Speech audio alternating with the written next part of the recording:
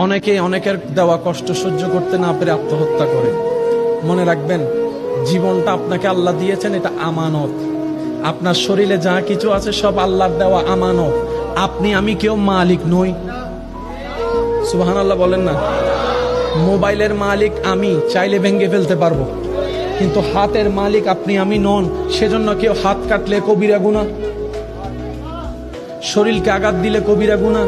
রব বলে যেগুলো আমি তোমাকে ব্যবহার করতে দিয়েছি, তুমি মালিক তো হও নাই। সুতরাং তোমাকে দেওয়া জানটা আমি রবের দান, সেটাকে আত্মহত্যা করার অধিকার কারো নেই। সবচেয়ে চমৎকার বিষয় কি জানেন? অনেকে যারা আত্মহত্যা করে দুনিয়াকে বুঝাতে চায় আমি মরে গেলেই তুই বুঝতে পারবি, আমি মরে গেলেই জগৎ বুঝবে আমার দামটা কি। তারা ঠিকই মরে যায়, জগৎ একদিন তাদেরকে আর ভুলে যায়। কারণ দুনিয়া এত ব্যস্ত, কেউ কাউকে মনে রাখার বেশি টাইম পায় না। একটু জানাজার নামাজে খেয়াল করে দেখেন, অনেক কষ্ট করে মানুষ একটু জানাজায় যায়, নামাজটা পড়ে আর দেরি করে না। কবরস্থান পর্যন্ত যাওয়ার মানুষের সংখ্যা দেখবেন যে একদম কম, কবর দেওয়ার সময় মানুষের সংখ্যা দেখবেন যে আরো কমে গিয়েছে।